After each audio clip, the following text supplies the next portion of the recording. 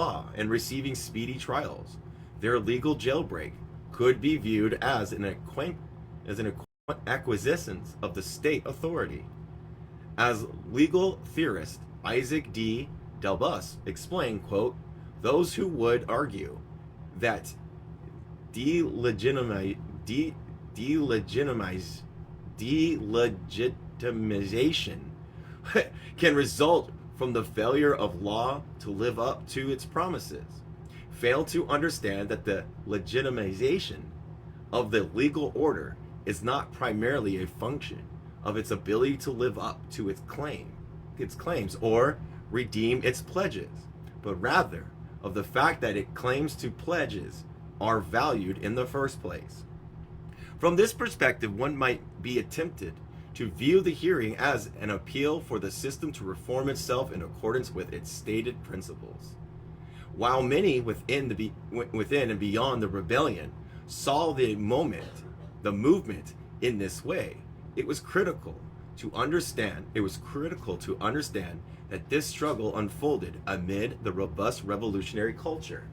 2 years earlier, Queen Mary Moore and other citizens of the newly formed Provisional Government of the Republic of New Africa, a black revolutionary formation that sought to succeed from the United States, signed the Declaration of Independence. In the spring of the following year, BPP chapters began organizing people's tribunals, makeshift courts proceeding in which community members adjudicated conflicts, determined the guilt or innocence of the accused, and handed down penalties on their own authority.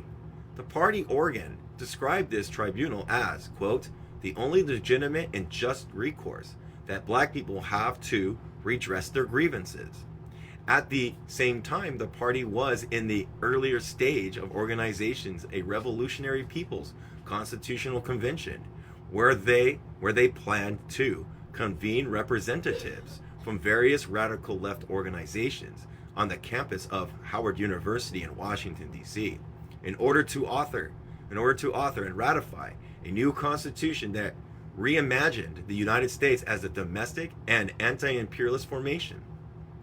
The bail review hearing must be understood within this bordered revolutionary imaginary in which efforts to hold the state accountable for its own law coexisted with attempts to delegitimize established laws and efforts to establish new laws.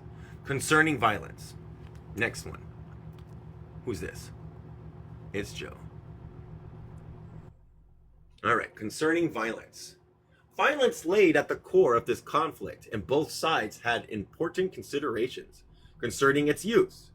When captives, an already criminalized and dishonored population, attacked jail infrastructure, seized hostages, and threatened them with execution, they defied the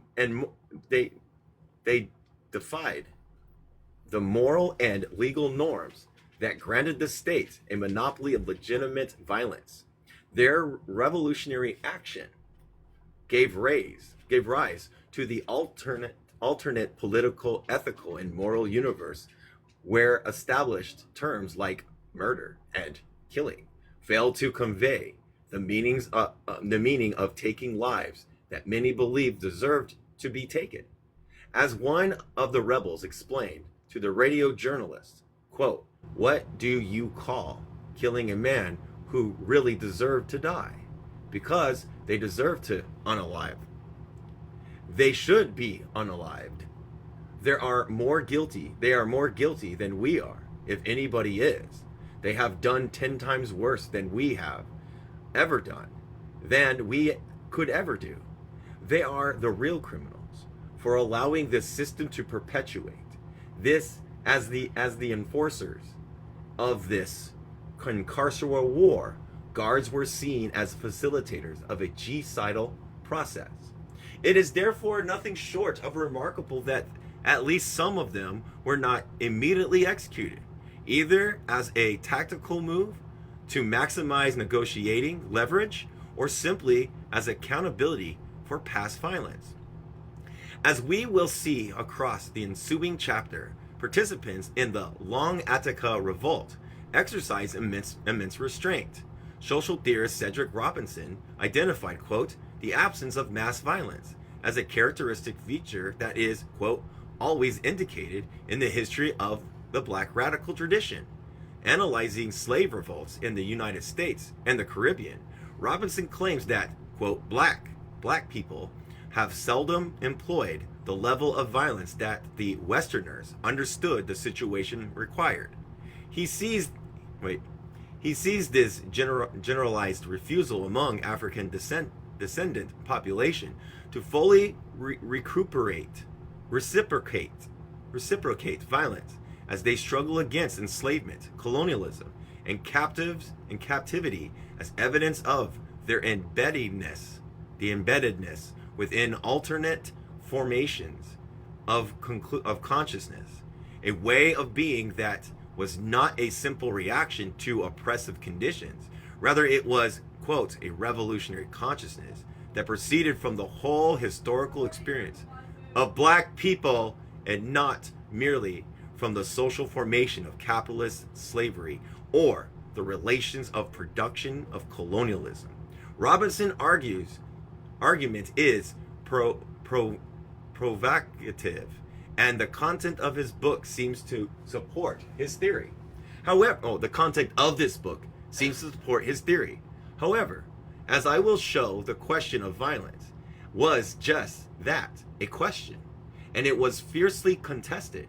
His historical analysis of Attica in general and the prison movement more broadly have tended to produce fetishized portrayal of black victimization while obscuring these internal debates and the forms of violence the rebels considered planning and often enacted.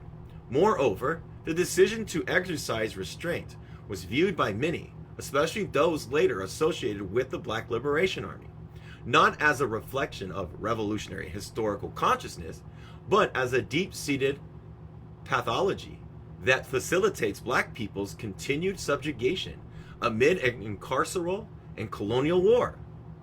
State actors were also grappling with the question of violence, specifically as it related to the public relations crisis of the rebellion created. Since August, the rebellion has obtained sympathetic coverage in elite media. The New York Times and other major outlets had published their demands and run stories about the abysmal state of the jails and courts. The public understood that most of the rebels had not been convicted of the crimes for which they were imprisoned, and were therefore formally presumed innocent. Moreover, the rebellion had begun to generate massive protests and other solidarity actions from outside the organization. Within this context, state actors feared that the public display of official violence might alienate Mayor John Lindsay's liberal base, further radicalize the rebels, and enlarge their support network. This explains why they had taken a large conciliatory approach during the first stages of the revolt. Following the string of victories for the rebels that included the geographic expansion of the rebellion, the press conference, and the bail hearing, authorities resolved to undertake the jails by force. Dozens of officers from the Tactical Patrol Force, a special trained, quote, crowd control, end quote, unit of the NYPD, were brought in to perform additional violence work. From the outset, hostage deaths were seen as an acceptable form of collateral damage. Quote, we're just going to have to consider the hostage expendable, said the high-level DOC official, in the view that echoed the American Correctional Association position that the value of hostages' lives should be tactically assessed in relations to public perception. Unlike the state response to Attica, 11 months later, an assault force did not breach the jails with live ammunition. Wait, let me read that. Unlike the state response to Attica, 11 months later, an assault force did not breach the jails, I got it, with live ammunition.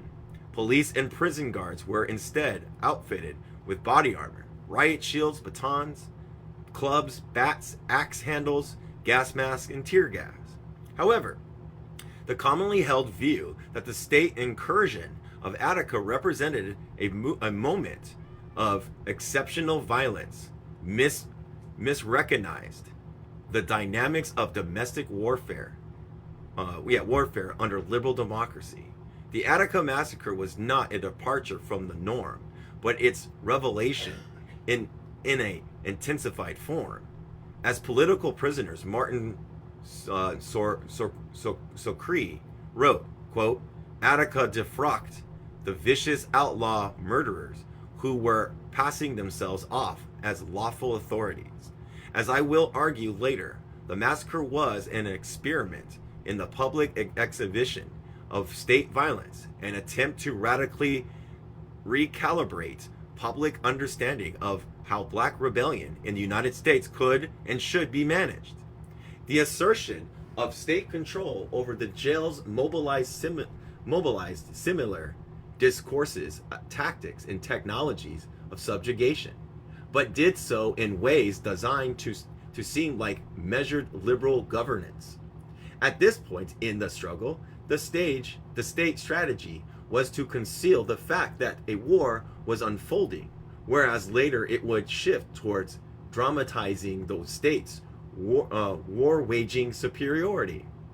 And Prisoncrats that since the BHD or the QHD were the most recent jails to erupt, they would be the least organized and ill-prepared to fend off attack.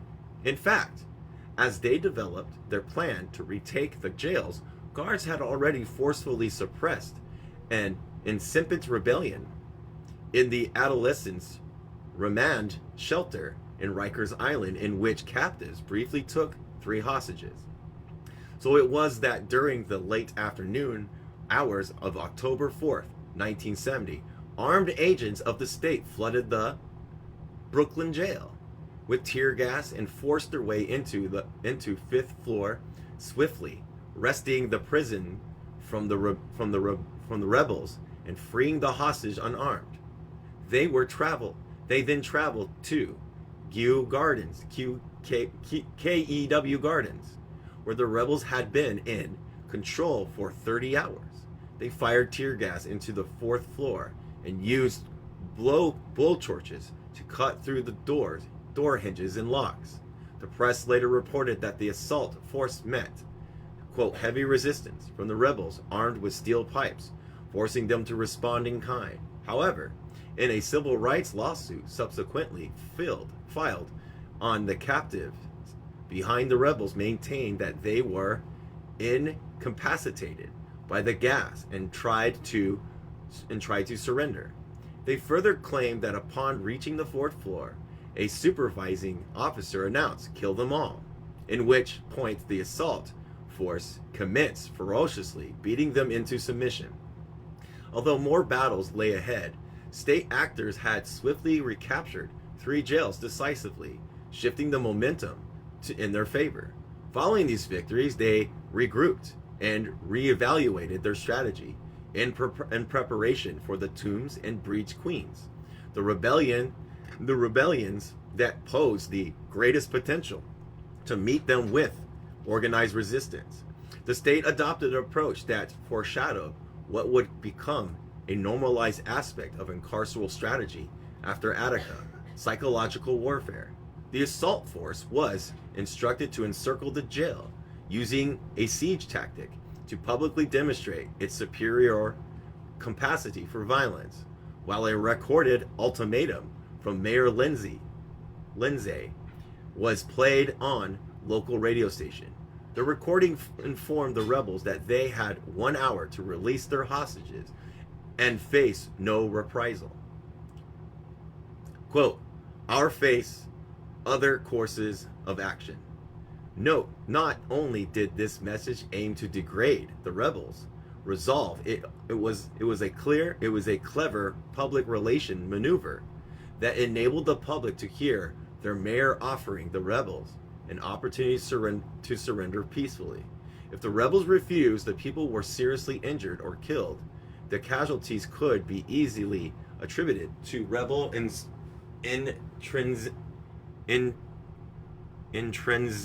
I can't say the word. I'm gonna go look it up. Be right back, everybody.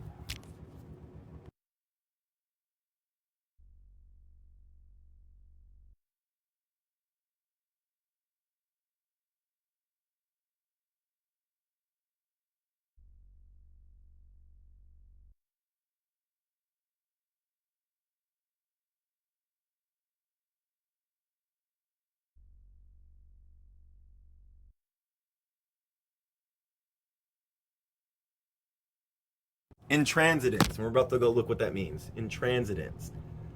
Oh my god, I just lost it. Why did I do that? There it is. Found it.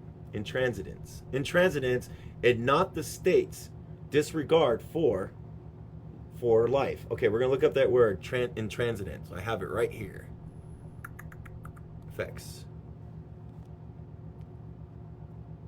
Is that intransigence? That's not intransigence. What the hell? What's wrong with this app? It's not letting me do what I want it to do. Arg. So annoying. Let me go look at it.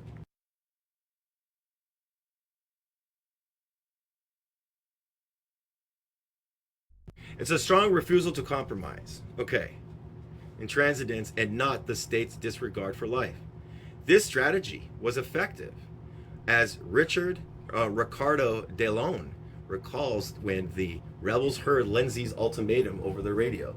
The pandemonium ensued. While the rebellion had endured for more than 2 days, De Leon, Brown, and others on the Revolutionary Committee had not managed to solidify organizational discipline. Rather, just as the state intended, the promise of protection and the threat of violence exacerbated already existing fissures. Immediately, recalled Delon, all the waverers, fence sitters, and opponents started shouting, "Let them go, let them go," setting off an extended argument about strategy. Before a consensus could be reached, a vocal faction steamrolled the steamrolled. Oh, it says steamroller did the surrender. I have no idea what it means, and released the hostages. By midnight on October 5th, 1970, the Tombs Rebellion was over, and the rebels were again caged. The Breach Queens rebels had followed the development in the Tombs on the radio and in anticipation of the same technique being used against them, also debating surrendering or fighting. According to Balagon, who named himself after a West African deity of iron and war, the debate occurred between two factions, lay down, and the warriors and non-warriors. The central question were first whether the rebels were going to surrender or fight. A second, whether they were actually prepared to execute their prisoners. For Balagun, the non-warrior faction was as irrational as it was immoral. He believed that as colonial subjects, most of whom were raised in poverty, the rebels should have known from experience that Lindsay could not be trusted, and that even if his non-reprisal promise had been sincere, he would not be able to enforce it once the steel cages clinged shut and the rebels were back at the mercy of their captors. They would all suffer consequences, he explained, as the warriors saw it, and only questions was whether they would do so alone. Balagon was also distressed by those who refused to unalive in order to defend their own existence. He interpreted this phenomenon not as a radically different shared order of things, as does Cedric Robinson, but in a tradition of Queen Mary More, as a symptomatic of the pathological plantation mentality that had been inculcated in what's this word? Right back. What page are we on? 53. I'm trying to highlight this word.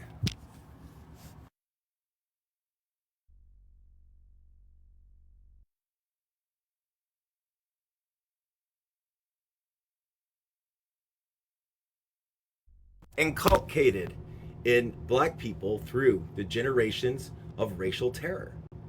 Quote, black people have been conditioned to die behind any old bullshit for so long, he wrote, that taking those white pigs' lives is response for murder of ourselves seemed to be incomprehensible to them, a crime against God and three other white men. Like terrorist Frantz Fanon, whose idea were profoundly influential to this movement, Balagoon suggests that the primary barrier to the liberation of the colonized was within their own minds, a combination of fear of death, respect for state authority, and a difference to white power that had been hammered into the population from birth. Liberation would remain an impossibility as long as colonized subjects respected the taboos put in the place of their oppressors.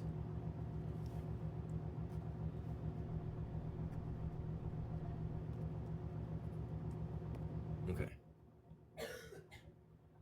Theorizing this pivotal moment at the level of ontology, Balagoon argued that what was at stake was beyond even questions of life and death. It involved the very existence of colonized people as being in the world. He believed that through rebellion, the captives had asserted a masculine humanity that disrupted the existing order. He was inimically opposed to the thought of not defending that humanity out of awe of the white man or fear of death. Speaking directly to the readers of his autobiography in the interrogator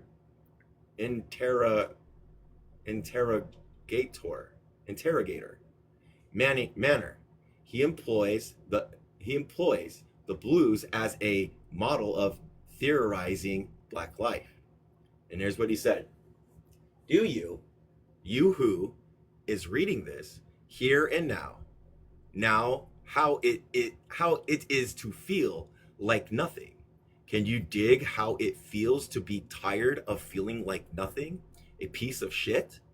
Can you dig how it feels to be a human being, a man with the will and a purpose and a quest for justice?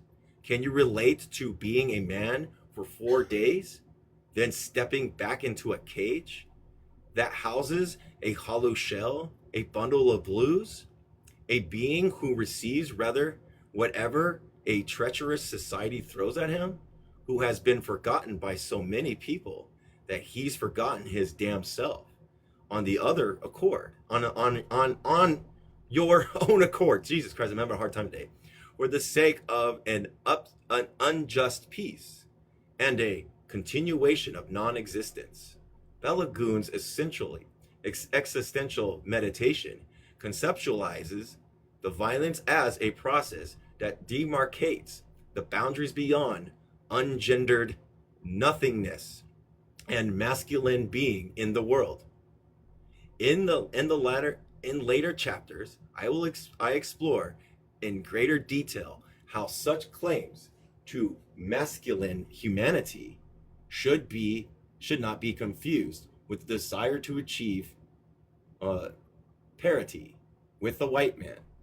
To the contrary, I argue that by reading and listening to the living practices of this masculine anti-incarceral insurgency, we can apprehend the emergency of the gendered humanity unshackled from white patriarchal norms.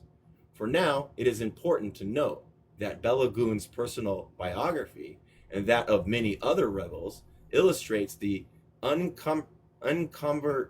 Oh my gosh, I can't say the word. Be right back again. Hi. Nice to see ya.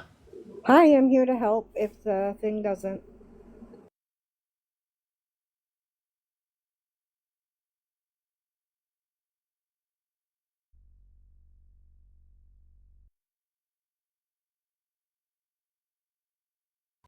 Incommensurability in their notion of manhood with hegemonic white masculinity.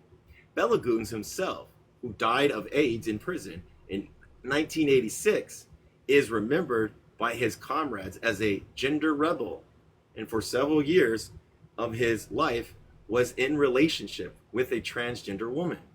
In contrast to the non-warrior members of the warrior faction, proclaims their preparedness to accept the terms of war imposed upon them by the state and to respond to that violence in kind.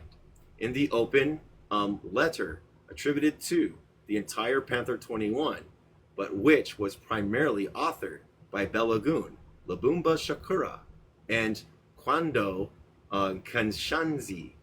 Months after this ordeal, these key organizers of the Branch Queen Rebellion offered a unvarnished endorsement of political violence as a productive force for revolutionary transformation. Published in the East Village Other, the infamous letter is most often discussed in a historical scholarship for its trenchant critique of the BPP's turn away from armed struggle under the leadership of the Oakland-based Central Committee. This critique exacerbated ideological tensions within the BPP, tensions that the FBI exploited and deepened to cause a split within the party. Although the central purpose of the letter was to criticize the party, perceived pivot towards reformism, the analysis it offers is relevant to the jail rebellion. Quote, revolution is armed struggle. Revolution is violence. Revolution is bloodshed. And the duty of the revolution, it is to make revolution. Following the theoretical trailblazed by Fanon, these engineers of rebellion argued that violence of the colonized was a rational response to the condition of collective abjection, and that contrary to their portrayal as extremists, they were not initiating force, but counter force, not advocating for violence, but counter violence. Kind of like what we're going to do with our revolution against the normalized and entirely predictable violence of the state. They argue that this counter violence should be strategically employed to level the field of battle. Hold on a second, I don't know who's in there. Quote, we must match the enemy, at least blow for blow, at least. You see, for us, things are critical. Every day, every hour. How many of our people are suffering? How many die? They believe that the philosophy of nonviolence facilitated genocide, that police, prison guards, and other agents of the state routinely subjected black people to abuse because they had no reason to fear retaliation. Within this context, they saw revolutionary counter-violence as a violence reduction strategy. Its aim was to make the wager of war think twice before dispensing abuse. While it is easy to dismiss these ideas as immature expressions of far left aventurism, they demand to be taken seriously if we jettison liberal modes of analysis and understand what was unfolding as an actual war. From this perspective, the Panthers' unequivocal endorsement of counterviolence is legible as the rational political strategy, a diagnosis of actual existing conditions at the acute moment of confrontation.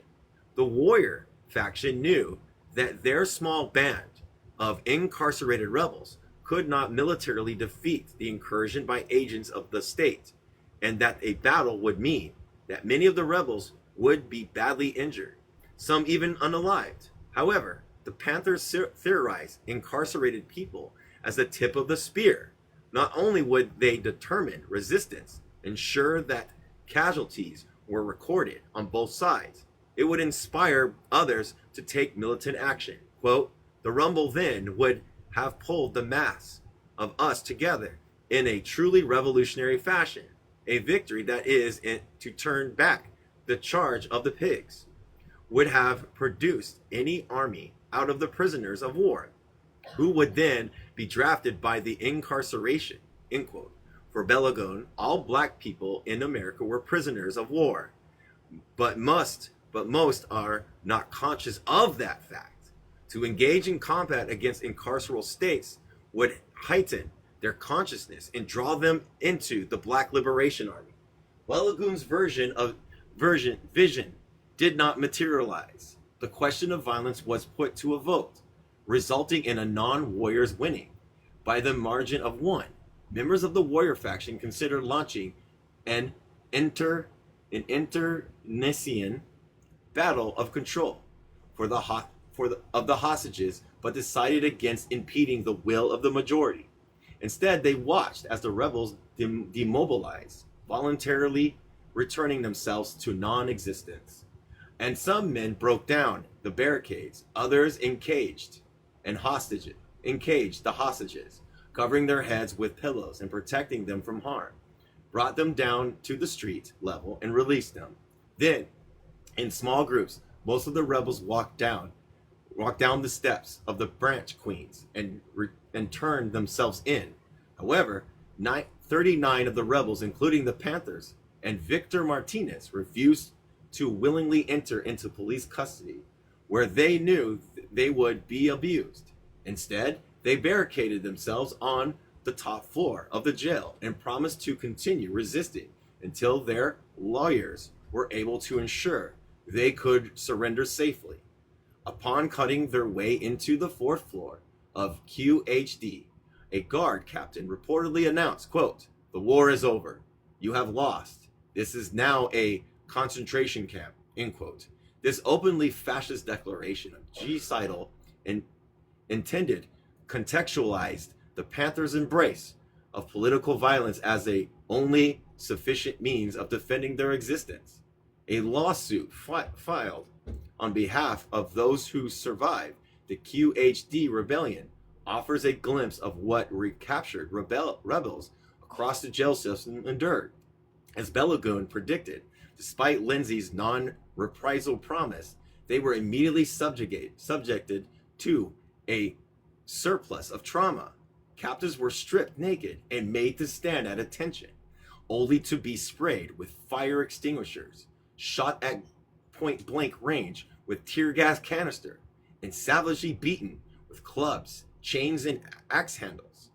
At the street level, in front of the QHD's lower C gate, spectators observed uniformed men dragging their captives out of the jail and collecting their beaten and bloodied bodies into the wreathing pile, estimated by various witnesses to number between 25 to 60 people.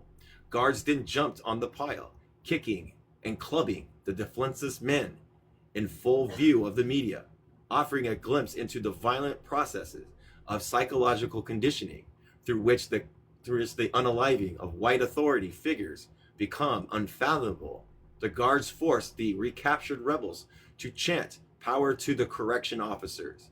The correction officers is our God, and other affirmations of their mastery and edification. These nominally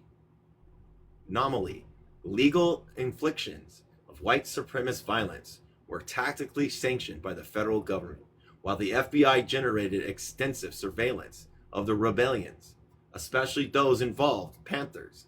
It was curiously disinterested in tracking abuse in the incarcerated. As a tactic, the archival power. The is that archival? Is it archival? Wrong button. I'm hitting every button but the right one. Archival. Archival power. Indeed, the archival war. This activity silencing attempt to weaponize history to preserve on a one-sided narrative as seen through the eyes of the state. Their surveillance conjured an image of bloodthirsty black extremists while revealing little about the racial terror that supported the established order. Moreover, at the same time that the FBI was going to great lengths to crush the Black liberation movement, it was hospitable to the consolidation of organized white supremacy within the police, the prisons, and the military, leading us to a historical present in which white nationalism and homegrown fascism are flourishing in the open. Casualties are immense. At least one captive, a black man named Thomas Shorty Hines, was beaten to death, his lifeless body left lying in the cage for over 24 hours. At least 59 QHD captives were hospitalized for serious injuries, including broken bones, lacerations, and skull fractures. In the week following the rebellion, 4 captives of all of whom were black and Puerto Rican men were found hanging in New York City jail cages, while officials' investigations dispute accusations leveled by the young lords that these deaths were political assassinations. State actors conceded that the jail system was ultimately responsible for letting them die, indicting indicting, right? Why do I have hard times with words? I'll go look it up. Indicting. Thank you. Indicting the prison as a normalized site of necropolitics, whether by outright murder or is it neglect? Malign. Malign neglect. Sorry. Their incarceral system consumes the lives of the most vulnerable, but does so in ways that registers as justice administration. It was not until 12:30 a.m. on October 6th, with the assistance of Gerald Lefcourt, that the 39 Branch Queen holdouts allowed themselves to be lowered to the ground in groups of 3 in a fire department cherry picker. With their fists raised triumphantly, Lubumba Shakura was the last to exit the jail. As he descended, a crowd of over 200 supporters cheered him on. He responded with a symbolic gesture of liberation. He raised his arm, revealed the keys of the jail, and tossed them into the crowd. Belagoons maintained that love and support from outside groups and organization energized the rebellion and prevented the rebels from martyrdom. However, in their open letter, the Panther 21 criticized these same supporters for not taking advantage of the opportunities the rebellion created. Organizations such as the BPP and the YLP, the Women's Bail Fund, and Young Against War and Fascism had organized citywide rallies that drew hundreds of people. While employing militant rhetoric, most of these outside supporters studiously abided the law and remained corralled behind police barricades. The jail rebellion's warriors saw this as a missed opportunity. When we were in the Long Island City Branch Queens jail rebellion, we felt that the people outside could have supported us in the fullest revolutionary manner in two or three simultaneous ways. One, mass demonstrations at each of the prisons involved. Two, while the pigs quite a large percentage were surrounding the prison, and if there had been a mass demonstration while leaving the city vulnerable, in this case for 5 days, from some righteous urban guerrilla military action. And three, if the chance occurred to liberate the prisoners at any jail that the opportunity presents itself. Thus you see that the best tactic in revolution is the continuous confrontation and struggle. The Panthers argue that lawful and peaceful mass demonstrations were necessary, but radically insufficient for revolutionary struggle against a system engaged in genocidal war. This critique radically disrupts hegemonic understanding of what solidarity between those within and beyond prison walls can and should look like. While the rebels had successfully organized guerrilla counteroffensives and, quote, legal jailbreaks from within, they were calling on those outside the walls to engage in militant acts of strategically organized lawbreaking. Only through criminalized activity on both sides of the wall could this insurgency succeed. So they were asking for, so the critique is that two fronts could have happened. One within the jail cell and one outside of it. It would have brought so much pressure, I would assume that they probably would have been more successful. State actors had attempted to minimize their public display of violence, so as not to encourage greater involvement of those beyond the immediate scope of the conflict. Yet towards the end of the rebellion, urban guerrilla military action shown signs of developing. According to the New York Times, state actors were preparing to recapture the BHD,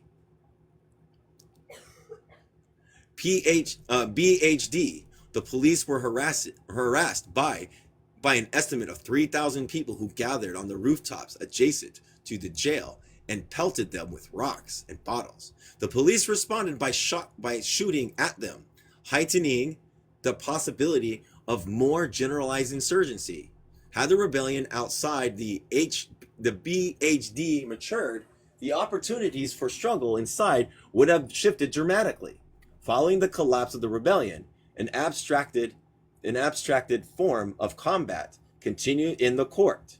On May 13, 1971, after 2 years of litigation, the Panther 21 were acquitted on all 156 counts. 5 months later, DeLone and others in the mini Panther trial were acquitted of the most serious charges against them. In both cases, the prosecution relied on evidence and testimony provided by undercover agents of the NYPD's anti-subversive unit, which had infiltrated the Panthers in order to gather intelligence and act as agents of provocateurs. Of the 45 captives indicted for their alleged role in the various sites of the jail rebellion, only the case of the so-called Tombs 3 made it to trial. In August of 1972, DeLone, Curtis Brown, and a black Muslim named Nathaniel Ragsdale were acquitted of all charges related to the rebellion. These acquittals inaugurated a debate around the role of law in the state repression of radical resistance. The jail rebels, the Panthers, and other radical groups viewed law as an instrument of race and class war. Liberals viewed it as an instrument of justice, albeit one that was vulnerable to corruption. If the United States was truly a racist empire engaged in war on colonized population, as many on the left maintain, then liberal critics argue it should have been impossible to obtain victory in the courts.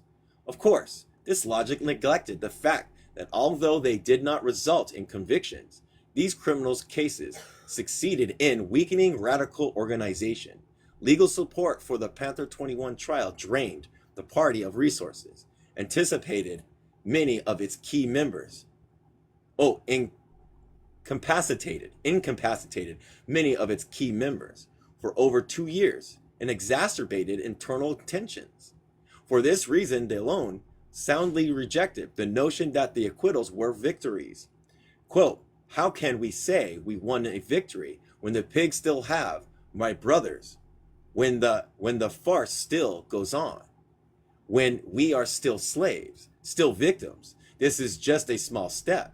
We have only won a skirmish on these motherfuckers' terms. The battle lies ahead. For many, this chapter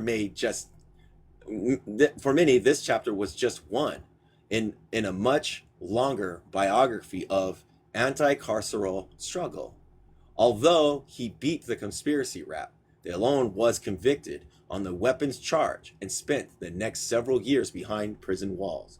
Most in Unit 14, a complex of torture and bestiality. Within Clinton Prison, where intractables like Casper Baker, Gary, Martin Sosteri, and many others were routinely isolated. There, DeLone continued to resist intense carceral repression under the banner of BPP. Following his experience in the Panther 21, the jail rebellion, Kawasi Balagoon included that, quote, to survive and contribute, I would have to go underground and literally fight. He joined the Black Liberation Army, a clandestine formation that, as I show in later chapter,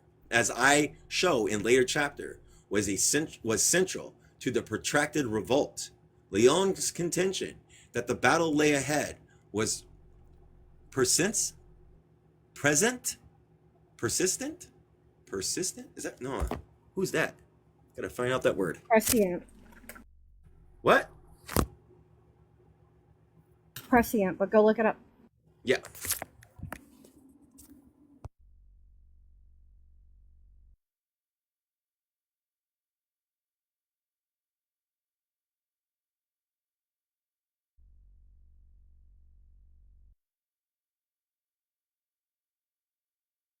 It's prescient. I'm hoping that it freaking copied it over. It didn't copy it over. Jesus Christ. I'm having a hard time with this. It's not doing what I want it to do. Could you look it up and tell us what it means? Are you able to do that? Joe? I can, but I'll drop down, so. Even if you do it on, like, you read on your tablet, or I don't know. I can do it on my tablet, but it's going to take me a few minutes, so if you want to entertain the masses while I do this. Entertain the masses. The 6 people? The masses. How you doing, the masses? P-R-E-S, how do you spell it? P-R-E-S. P-R-E-S-C-I-E-N-T.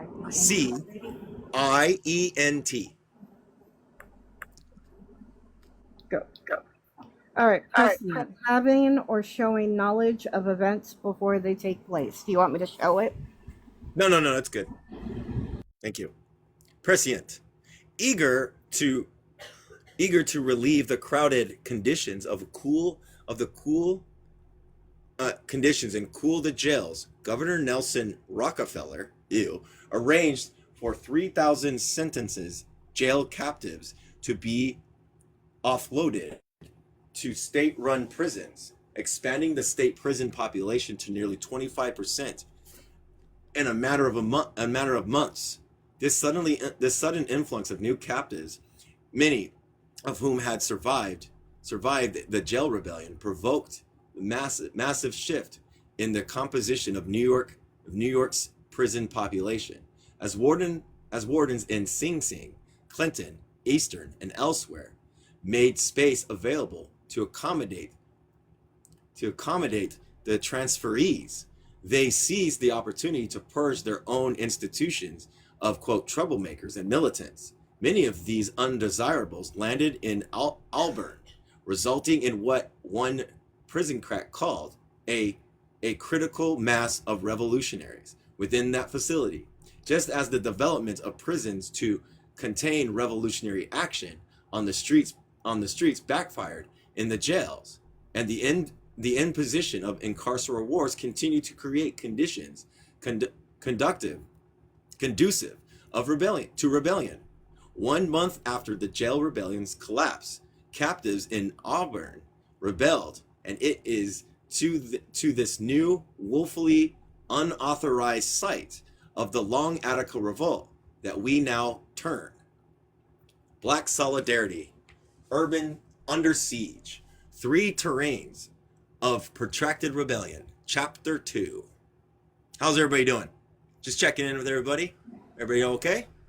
Good here. Anything that anybody wants to bring up before I move on to Chapter 2?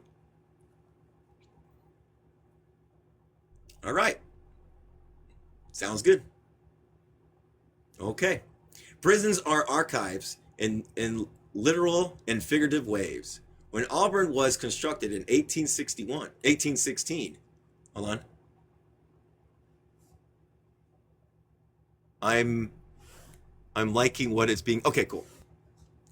When Auburn was constructed in 1816, Pinal architects introduced a design and management innovation, allowing them to collect human beings within prison walls, subdivide them into convict companies.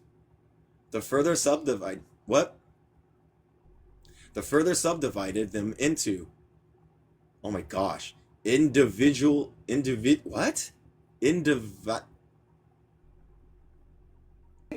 Individual. How do you say it? I gotta hear this word. Okay. Why is he using weird? Why are they using different words?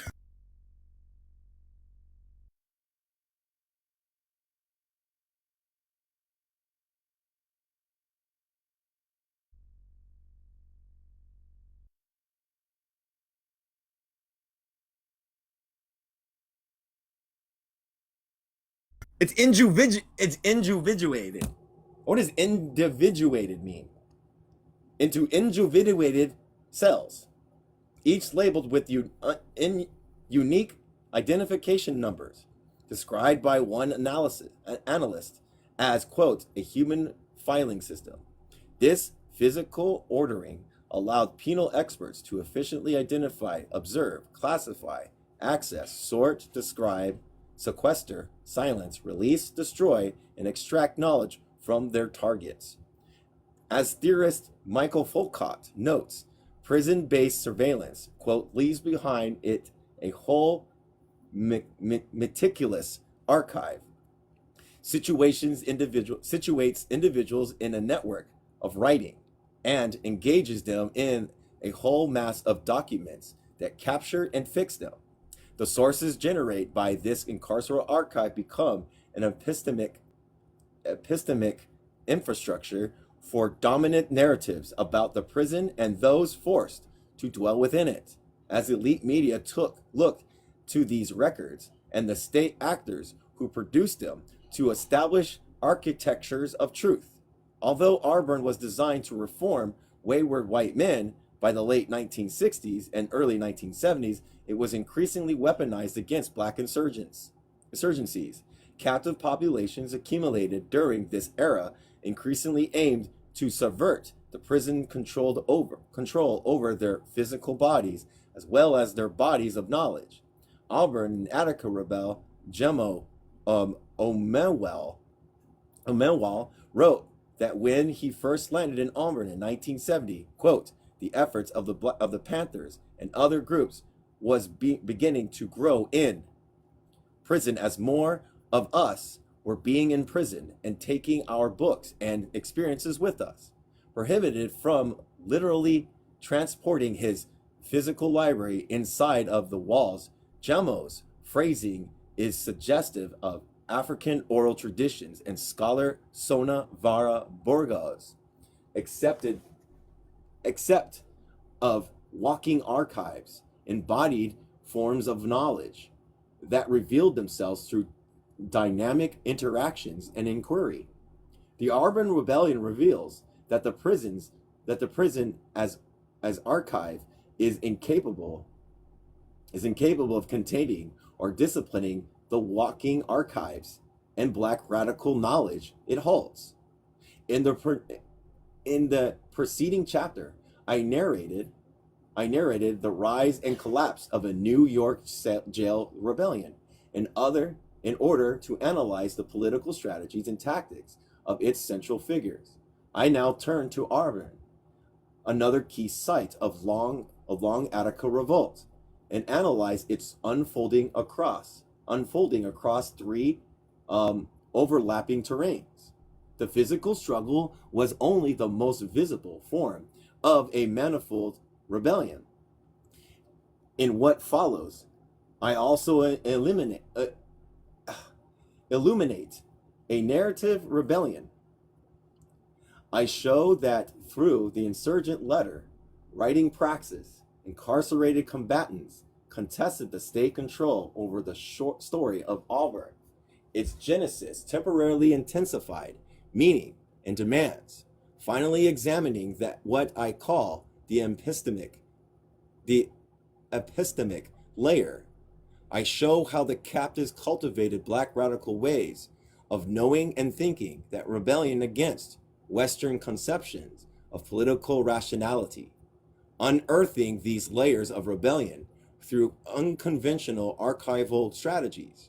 I demonstrate that at the core of this struggle was the category of the human. I show that imprisoned black radicals were not struggling solely to archive diminutive notions of reform or rights or even for assimilation into the existing regime of humanity. Drawing on black radicals and decolonial theory, I argue to the contrary that they were struggling to realize and preserve the new definitions of what it means to be a human. As white Western discourse that developed in dialogue with colonial conquest and liberal humanist projects attempts to define demarcate the boundaries of humanity, cross the linge d'arrêt of Western modernity. Black and other colonized populations have functioned as a non-human, other existing beneath and beyond humanity normative paradigms. In Wretched of the Earth, which the rebels employed as a kind of manual, Frantz Fanon famously explains that radical colonial domination divided, compartmentalized, and sealed the modern world into a mutual exclusive zone which inhabits by distinct species refined by colonialism itself. The colonized zones is a disruptable geography inhabited by objectified things, by, quote, N-words and T-heads. They used the word towel, by the way, everybody, I'm sorry. Those representing a coercive element, the very negation of values. By contrast, the ruling species inhabits the zone of white civilization, of European culture, of historical processes, and defined by those who create the world in their own image. These zones are policed by the borders of violence, a border that incarcerates the colonized within a regime of oppression. And yet, despite inhabiting the zones of enlightenment, the official freedom, justice, and equality, the colonizer also suffers a deformed existence, an existence secured by genocide. As Hamid Sazir explains, the West has never been further from being able to live a true humanism, a humanism made to the measure of the world. As I will argue more forcefully in the following chapters, the Long Attica Revolt was a revolutionary struggle for decolonization and abolition at the site of the U.S. prison. Although Auburn was a key zone of this struggle, it has been largely forgotten, and what little scholarly literature exists reflects the state's deceptive framing of the event. This framing largely confines the rebellion to the 8-hour period during which the rebels were held hostages, imposed partial understanding of their demands, and treats the confirmation as a relatively minor prelude to the much more well-known rebellion in Attica, which has also been memorialized through the counterinsurgent historiography that fixates on the spectacle of anti-black violence that represses the rebellion while ignoring the forms of abolitionists world making that made it such a threat. It is often said that the central contribution of Auburn was that it taught captive rebels not to trust state promises regarding reprisal, as if this lesson had not already been learned, as if their political praxis crested at petitioning authority, disrupting established understandings of Auburn and the prison movement more broadly. I demonstrate that Auburn was a protracted struggle that endured for at least 8 months, during which members of the captive and colonized species transformed themselves into revolutionary subjects who captured the humanist paradigm and rejected new rhythms of black radical being into the world. The content of this new rhythm, this new genre of human being, to use theorist Sylvia Wynter's formulation, was not determined in advance, but was, rather, actively produced through the process of collective struggle.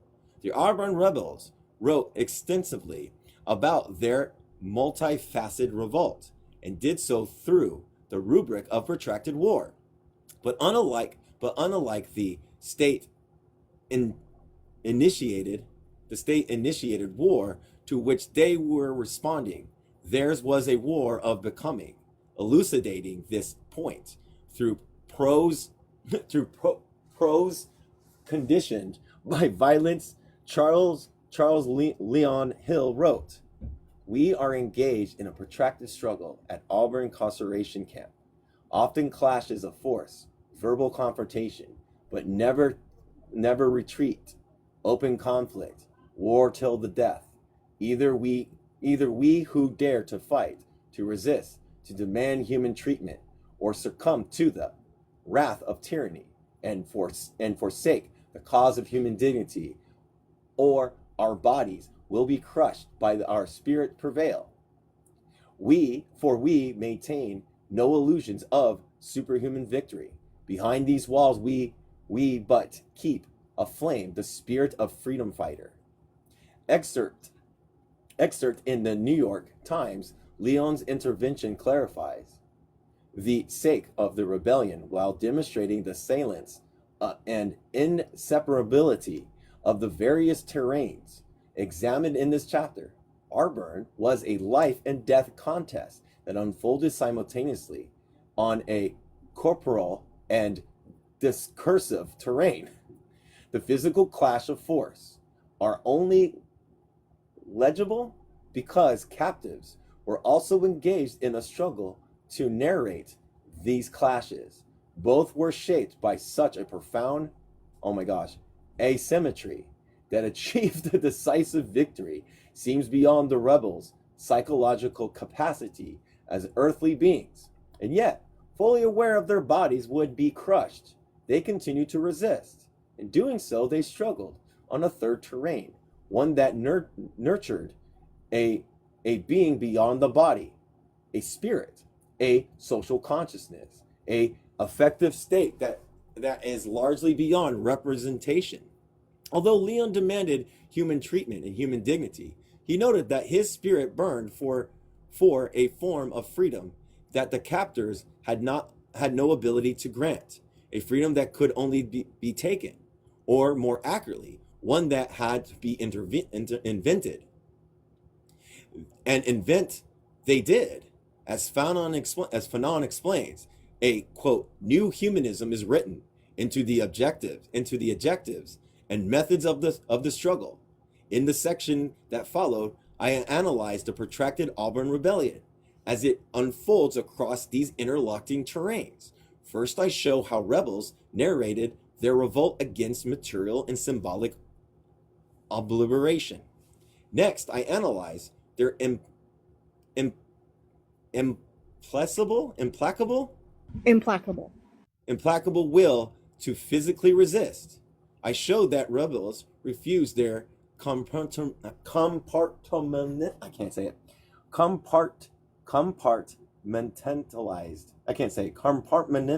you say it for me, please? Compartmentalized dehumanization by enacting an insurgent counter-humanism that aimed to redistribute a fraction of the violence that assailed them. Yet within, against, and beyond this totalizing spiral of violence, I show them evolving on and to all together. Let me read this. I show them evolving on an altogether different terrain. Sorry, the words are just like the placement of these words get me. They were cultivating inert corporal modalities of collectivity. Thank you. Intimacy, love, tenderness, modalities that reveal the smoldering core of the revolt's revolutionary content. Jesus. Where are we at? We have 15 minutes. Can you remember 64 for me, please? Sure.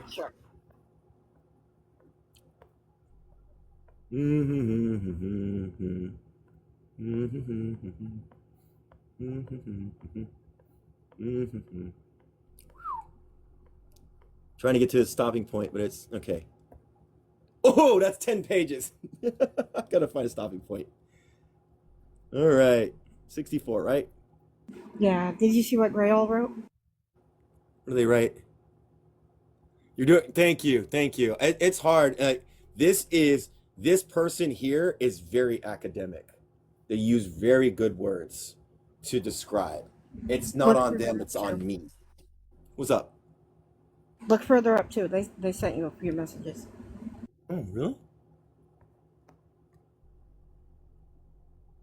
Oh, wow. No struggle, no retreat. Yeah. Peace. Oh, by the way, hi, Gray. To whom it may concern, we'll find a stopping point. The protagonist of the long Attica revolt contested an incarceral and counterinsurgent narrative.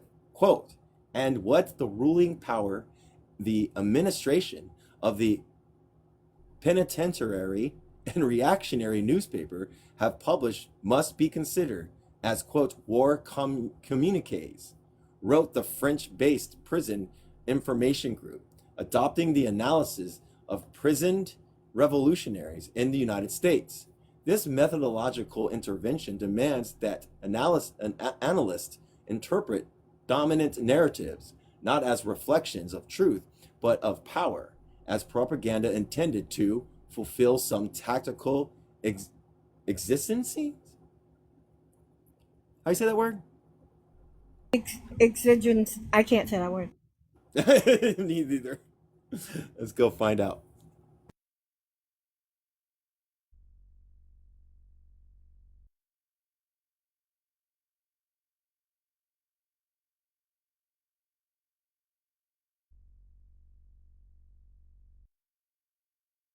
Exigencies, and severe and sever a specific purpose. Official sources position the Auburn disturbance within a linear temporality. I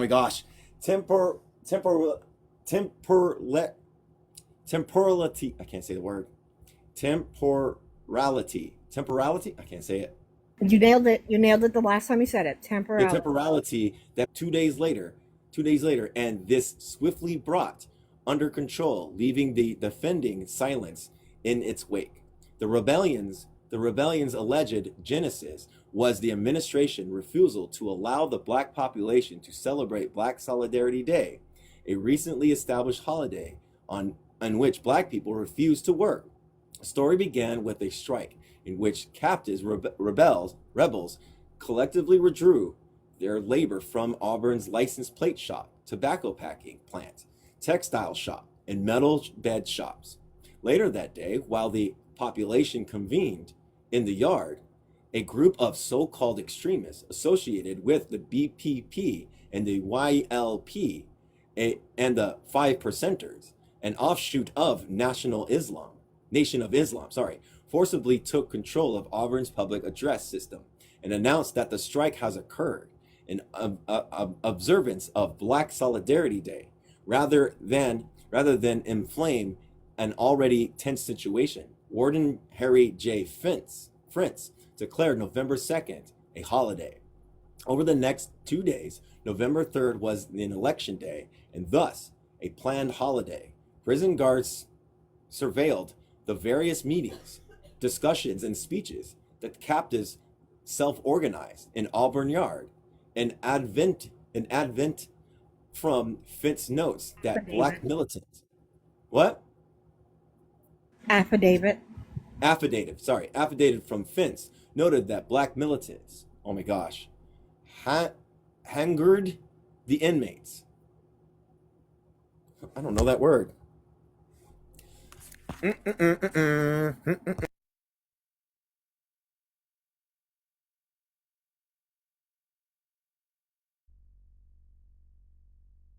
It's harangued the inmates with the message that, quote, instead of the administration maintaining control and that they would determine the destinies of the black men within the institutions.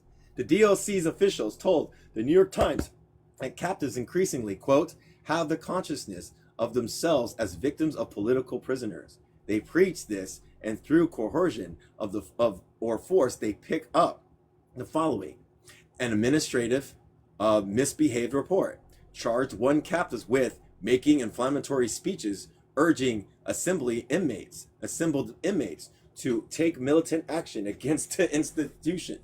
Fritz noted that militant rhetoric notwithstanding, on both nights, virtually all the inmates peaceably partook of the evening meal and voluntarily returned to their cages at their regularly scheduled time. Nonetheless, he ordered his subordinates to isolate the 13 ringleaders deemed most responsible for these disruptions.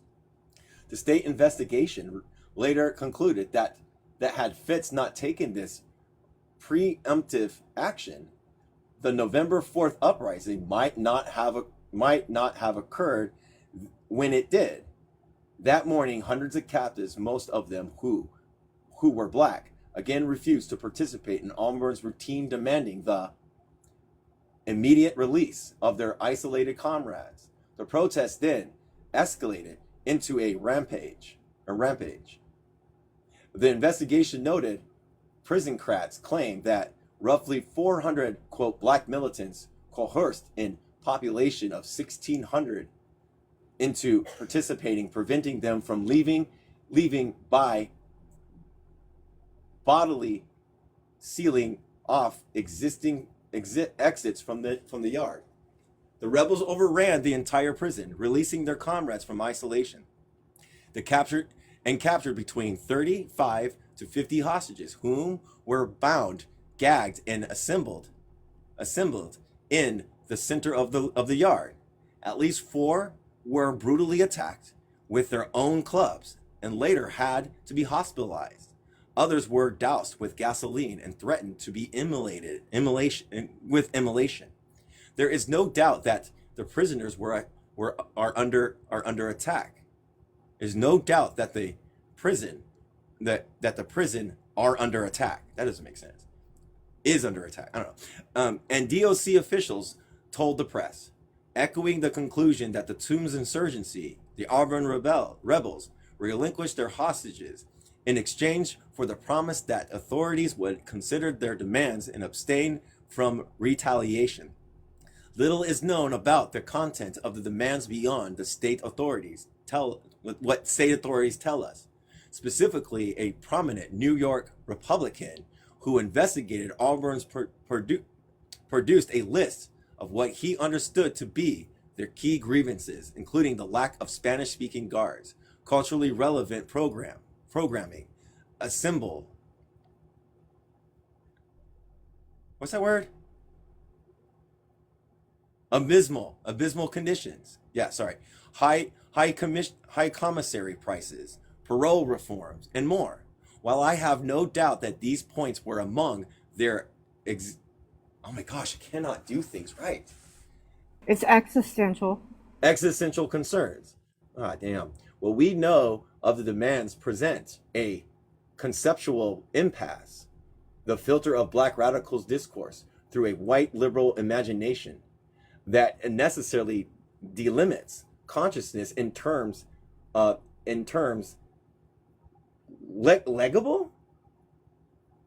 legability, legible within its knowledge paradigm. The result of this reduction of their thought to either a purely destructive nihilism or a desire for equality within the liberal humanist regime. Because of this dominance on the narrative terrain, the state was able to shape public perception of the struggle in real time. The conditions are historical forgetting.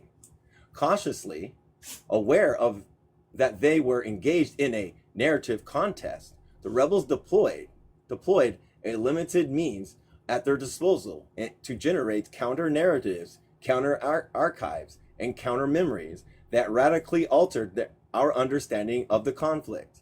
What occurred in Auburn concentration camp on November 4th through the 2nd through the 4th in 1970 was not disturbance, as the racist Department of Corrections termed it, nor was it a riot, as the sensationalist news media labeled it, but a legitimate rebellion, a revolt against corrupt conditions and oppressive racist policies. They wrote, indebted to the political analysis of the BPP, their discursive labor constructed prisons as zones of invisibilized race wars, class wars, and genocidal that were constructive of a U.S. social formation actively pushing back against the conceptual incarceration of their struggle within the domain of rights. They explained that contrary to the official story, quote, the cause of the rebellion were not isolated or singular demands for Black Solidarity Day or other institutional reforms. Although all of these were numerous, other grievances were voiced. Rather, the main demand of the Auburn Rebellion were for freedom to control our own destinies, the freedom not to be treated like animals, not to be turned into mindless, spineless robots. In other words, the intended effect of their anti-incarceral praxis exceeded prison walls, posing a challenge to the sadistic, perverted, racist system that is compelled to oppress the people so it can survive. Although the state enjoyed outsized control over the narrative terrain, the captives had recently gained access to a critical means of fighting back. 6 months before Auburn erupted, imprisoned revolutionary Martin Sosastri, can't say his name, secured a legal victory that forced the prison-crats to liberalize their corresponding policies. Prior to the SOSTRE versus Rockefeller, DOCs regulated written correspondence in ways that all but ensured that captives were incapable of nurturing meaningful relationships beyond the walls. All letters had to be handwritten in English on an institutional template that provided minimal space for content. Captives were prohibited from discussing prison news and were only allowed to exchange letters with immediate blood relations. Furthermore, expressions of intimacies, even between those within the state narrowly defined understanding of kinship, were censored.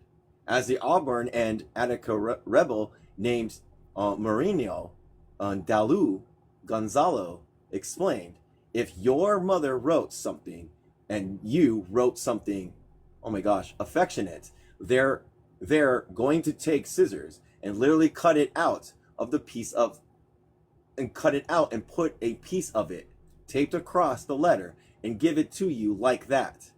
The Sortries ruling formally overturned this oppressive arrangement, enabling captives to employ the I don't know how to say that word. Oh my God. Right back.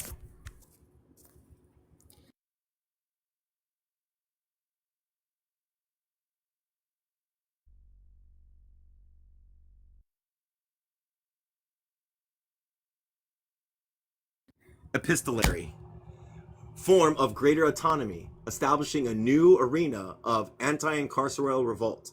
The state marked the surrender of the hostages on November 4th as the Auburn Rebellion's end. Governor Rockefeller issued a press release claiming that prison guards and state police had swiftly restored order, recaging all captives without confrontation. Auburn's local paper, the Citizen Advisor, oh my gosh, recongregated. Oh my gosh, that's another word. Regurgitated, thank you. This official line, as did the New York Times, which declared the prison quite after outbreak in its brief discussion of Auburn. The New York State Police Commission on Attica makes no mention of officials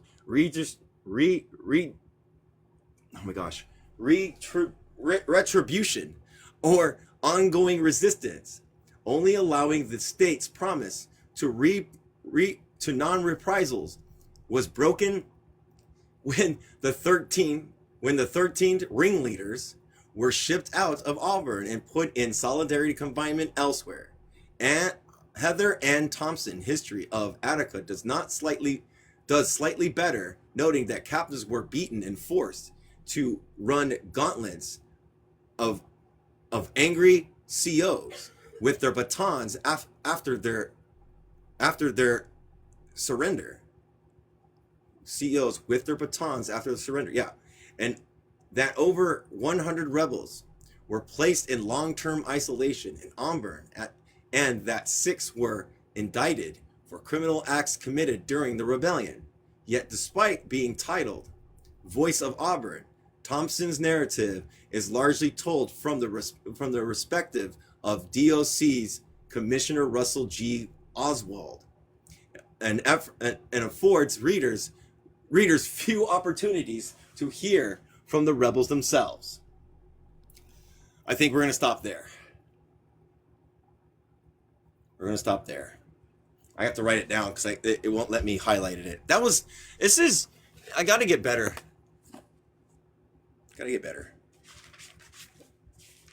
All right. Does anybody have anything they would like to talk about? Come up and talk. It's open for you. Come up and talk. What's up, Dooley? Yeah, so I did like how it mentioned necropolitics. I think that when it comes to politics, life and unalivement are not really talked about too much, and how they are designated within a system aren't talked about too much. But I really hope that you pick up the book by Akedi Mbembe, Necropolitics, because it expands on Foucault's biopolitics, which talks about make live, whereas necropolitics talks about letting unalive. And then there's the book that went even further with it, which is the book Joe and us are reading,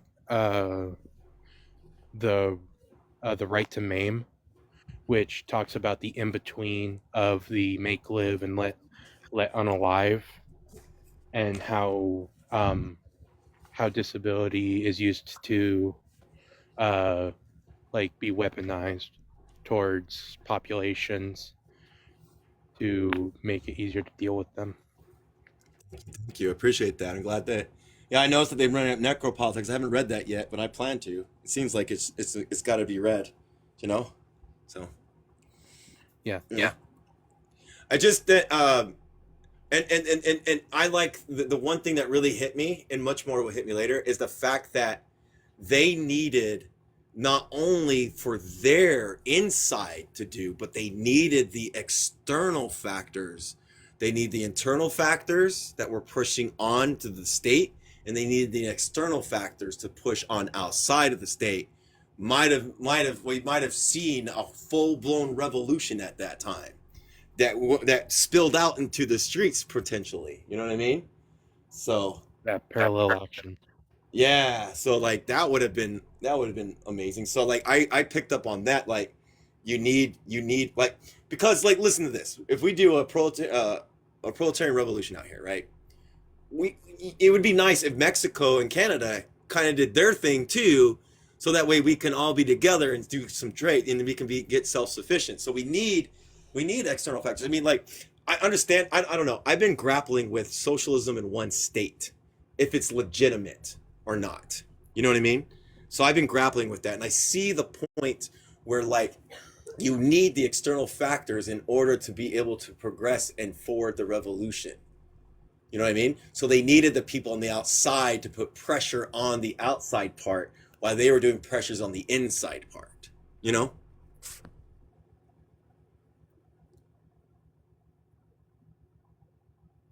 Yeah, right. The world is tired of waiting for America to do its revolution, because the world outside, the external world outside the United States, is full of plethora of revolutions that are happening. People's protracted war is happening. I don't understand why Marxists and communists do not understand or even put support behind these Maoist movements all over the place that are rising up everywhere, that are seeking the conditions of revolution and liberation. Like, I just don't understand. We should be all about those things. We should throw our internationalism at them at no cost, because we don't have a specific movement here yet. Really. Yeah, and it it has to do with the fact that they either don't know what they're talking about, or they're lying about being a Marxist. Yeah. Yeah.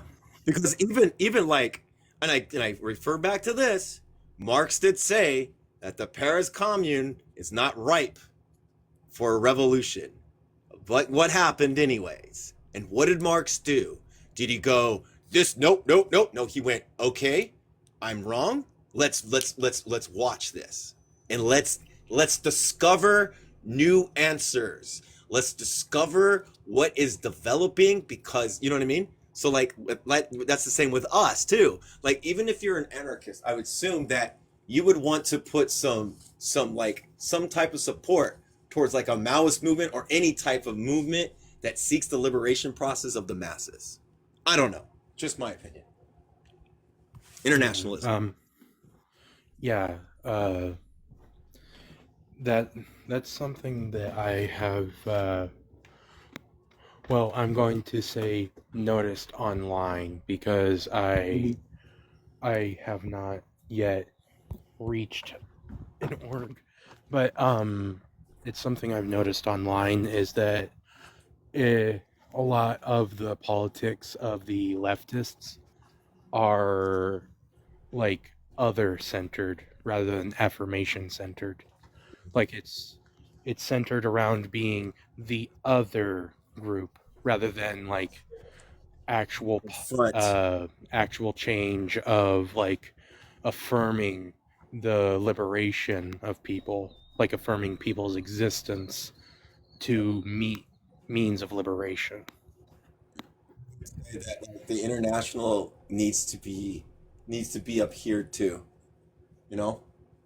So like Lenin said that like I think one of the biggest betrayers of the Bolshevik Revolution was was Germany. Germany was ripe for a democratic bourgeois revolution to move into a socialist revolution. And I fear that if that happened, I don't fear that we would be in a different scenario. I still think that Germany betrayed the Soviets from engaging into maybe a revolution that could have just took down the imperialist forms and stuff like that. Yes, exactly. Many MLs have not confronted with their liberalism. Exactly. I agree with that, including me. I have liberal tendencies. I say all of us living underneath a neoliberalist society, we all have liberal tendencies that we need to rectify and to advance to and to get rid of, you know? So, yeah. Does anybody else have anything else to say? Joe, would you like to say anything else? Are you good? No, I'm good. Thank you. The book was amazing. The reading was amazing. I did miss part of it because my phone died in the beginning, but Mm-hmm. once I was able, like, I was about 45 minutes in when I was able to join, and it's been amazing ever since. Okay, thank you, Dick. And I'm apologizing for the breaking up on the reading part. It's not going as smoothly. They're using a lot of academic words for me, so it's going to increase my vocabulary and my understanding when it Yeah, comes to reading. So I was going to that's say the good. same thing. I don't mind helping you because it always helps you learn. Yeah. Yeah, thank you, Gray. I appreciate your support. I do look up to you. I see you as an advanced Maoist. In my personal opinion, I think I see you and I look up to you and I see you as a as someone to emulate a little bit on my Maoist position and stuff like that. So I do look up to you a lot, Gray. You know? So I don't know. I don't mean to put you on a pedestal. I'm not trying to great person you. All right? So it's just that you seem to be advanced in that position, especially as a Fanonist, you know. So, and I like how he brought up Fanon. Oh, Fanon and the right to violence, the right to resist, and how they also described what type of violence it was. It wasn't offensive. It was reacting to violence by defensive violence. I love that. I Yeah, forgot about that part. counter Yes. violence. Yes, counter violence, counter actions, and the right to violence by colonized people. Yes. He brought Fanon a lot. I forgot about that. I love Fanon. Later on, after this book, I'm thinking of reading Black Reconstruction and then Dying Colonialism. So yeah. Alex, I don't know why you want in. I'm closing it Get out, down. you. Bye. Closing it down, Alex. Sorry. I'm done for the night. All right, everybody. Much love. Take care.